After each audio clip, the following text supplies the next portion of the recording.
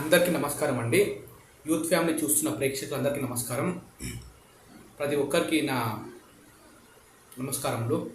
ఇప్పుడు ఏందంటే అండి, మన టాపిక్ ఏందంటే అండి, ఇప్పుడు అంటే ఒక అంశం ఏందంటే, ఇప్పుడు మనకు బయట చూస్తుంటే చాలామంది గురువులు ఉన్నారండి. ఇప్పుడు మీరు తీసుకోండి, అంటే ఇప్పుడు ధ్యానం పేరు మీద డబ్బులు వసూలు చేసేటోళ్ళు, లేకుంటే ఇట్లా ఇక్కడ మీరు ఈ ధ్యానం చేస్తే ఇంత, ఆ ధ్యానం చేస్తే ఇంత, ఇది చేస్తే ఇంత అని అంటే ఇప్పుడు ఒక్కొక్క కోర్సుకు ఒక్కొక్క విచ్చలవిడి అంటే ఫీజులు ఎక్కువ వేసుకుంటూ పోతురండి. అవునా లేదా? కరెక్టే కదండి.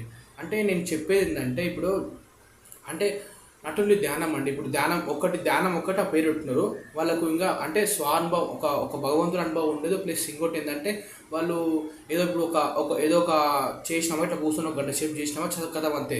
ఇప్పుడు ఇంకా అది వీడియోలు తీసుకుంటా, అది తీసుకుంటా, ఇది తీసుకుంటా, ఇంకా మాకు ఈ కోర్సులు ఉన్నాయి, మాకు మాకు ఇట్లా చేస్తాం, మేము జ్యోతిష్యాలు చెప్తాం, మేము అది చెప్తాం, మేము ఇది చెప్తామని అంత అంటే ఇంకా అట్లా చేస్తాం, ఇట్లా చేస్తామని విచ్చల వీడియో చేస్తారండి. అంటే ఇప్పుడు ఆయనకు అనుభవం ఉండదే ఉండదు నేను చెప్తున్నా కదా. ఏదో సంథింగ్ ఏదో ఇట్లా కూర్చుని ఇట్లా ఇట్లా ఏదో ఇట్లా ఇట్లా వాళ్ళంటే వాళ్ళు అది యాక్టింగ్ అనాలి, 100% యాక్టింగ్ అనాలి.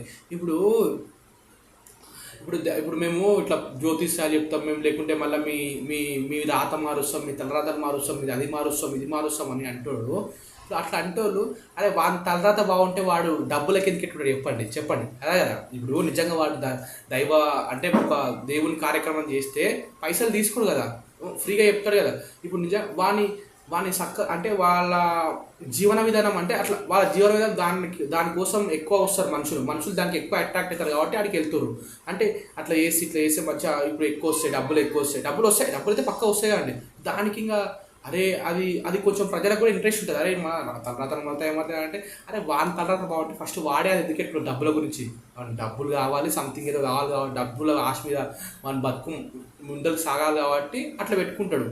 అంటే నాట్ ఓన్లీ జ్యోతిష్యం ఇవో చెప్తానండి, ఇంకోటి ఏంటంటే ఉంటాయండి ఇవన్నీ చాలా ఉంటాయి. ఇంకా ధ్యానం నేర్పించి వాళ్ళు డబ్బులు తీసుకోడు, వాళ్ళకి ఏదో సంథింగ్ ఇట్లా కూర్చోబెట్టి ఇప్పుడు ఇట్లా పండుకొని ధ్యానం చెప్పి సంథింగ్ ఇట్లా కూర్చొని ధ్యానం చెప్పి అంటే అదొక్కటే ధ్యానం ఇట్లా కూర్చొని కళ్ళు మూసుకునేదే కదా, అదొక్కటి నేర్పించి ప్రజలతో డబ్బులు సంపాదించవచ్చు అనుకుంటున్నారండి.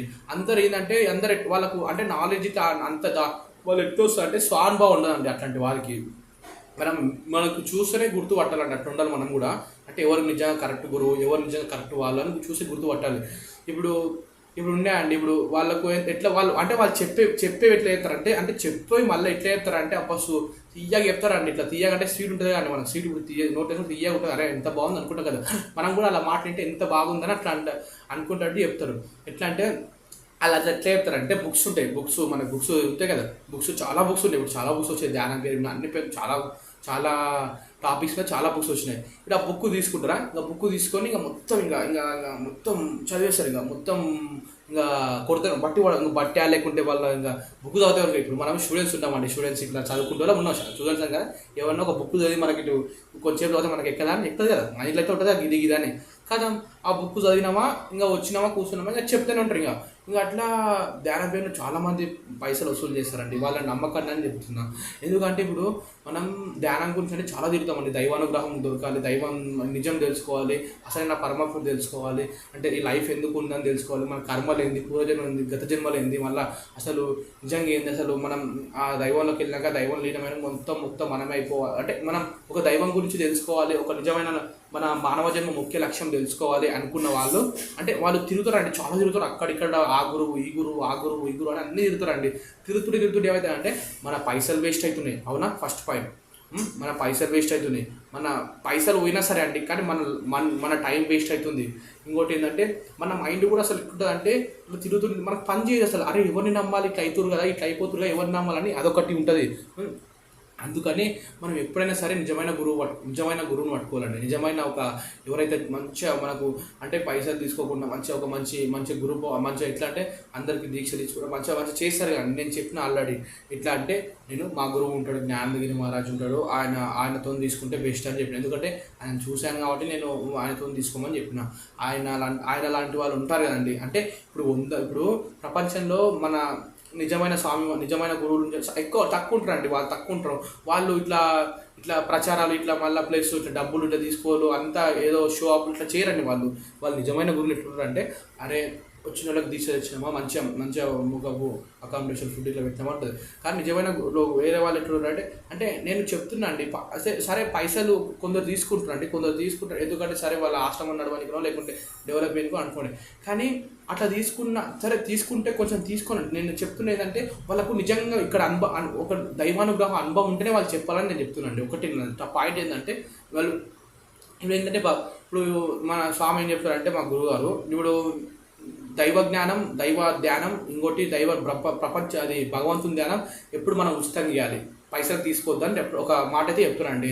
అట్లా నేను చెప్తున్నా పైసలకి ఇట్లా తీసుకుంటున్నా అంటే వాళ్ళు నిజంగా అనుభవం కాలేదు కదా అని నేను అనుకుంటా.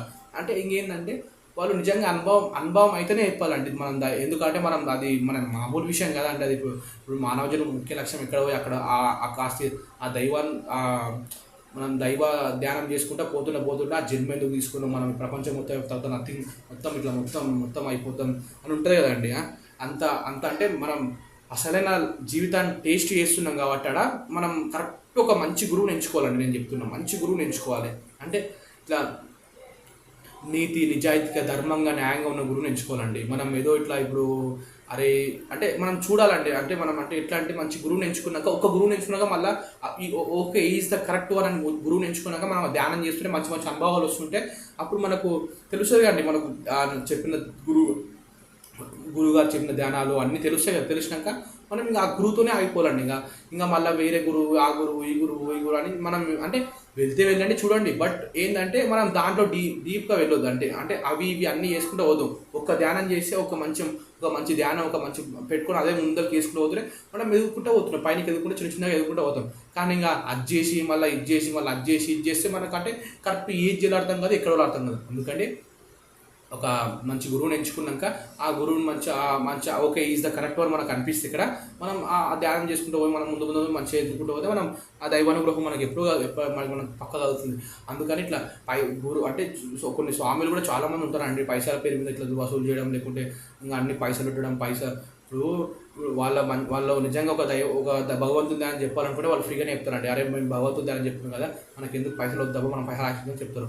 కానీ సరే ఒకవేళ చెప్పినా సరే తీసుకున్నా ఇట్లా ఉన్నా సరే ఒకవేళ సరే అమౌంట్ తీసుకుంటే ఏంటంటే నాది నిజమైన భగవంతుడి అని చెప్పేవాళ్ళు మనీ తీసుకోవడం నాకు కొంచెం అంటే కొంచెం నా ఆలోచన నా పాయింట్ ఆఫ్ వ్యూలో. ఎందుకంటే అది భగవంతుడి ధ్యానం కాబట్టి ఫ్రీగా వేయాలని అంటారు కాబట్టి అట్లా పైసలు తీసుకొని నేను అనుకుంటాను. ఇలా ఇట్లా అంటే ఏంటంటే నిజంగా వాళ్ళకి అనుభవం అయితేనే చెప్పాలండి. ఒకవేళ నిజంగా భగవంతుని అనుభవం అయితే వాళ్ళకి ఇట్లా ఉంటే అప్పుడు ఆ ధ్యానం చెప్పాలి. కానీ వాళ్ళ అనుభవం కాకపోతే ఏదో బుక్స్ నాలెడ్జ్ అని చెప్తే అది తప్పండి, ముమ్మాటికి తప్పే. అది బుక్స్ నాలెడ్జ్ అని ఇట్లా వచ్చి చెప్తే ఎందుకంటే ఆ జనాలను తప్పుదో పట్టిస్తున్నట్టు, ప్రపంచాన్ని తప్పుదో పట్టిస్తున్నట్టు. అట్లా వాళ్ళని చూసి వాళ్ళందరూ వచ్చి నేర్చుకుంటుంటే ఈ అసలైన వాళ్ళు ఫేక్ అంటే అసలు అప్పుడు తెలుసు అసలైన వాళ్ళు ఫేక్ అంటే ఇంకా వీళ్ళందరూ ఇంకా ఏంది వాళ్ళ టైం వేస్ట్, వాళ్ళ మనీ వేస్ట్, ఇంకా అలా చేసిన ధ్యానం మొత్తం వేస్ట్ అట్లా అంతే కదా. ఒక్కసారి ఫేక్ అని తెలిసినాక అందుకని మనం నిజమైన గురువు నిజమైన దైవాన్ని పట్టుకోవాలి ఎప్పుడైనా. ధన్యవాదాలు.